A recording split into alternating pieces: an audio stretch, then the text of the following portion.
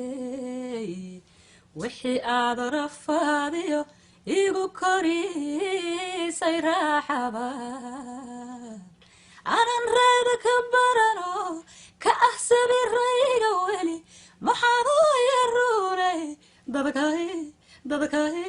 dadkay igu roonay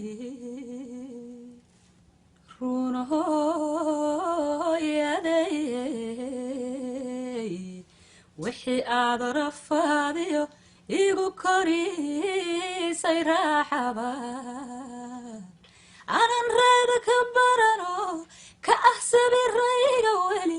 maxaad u yarunay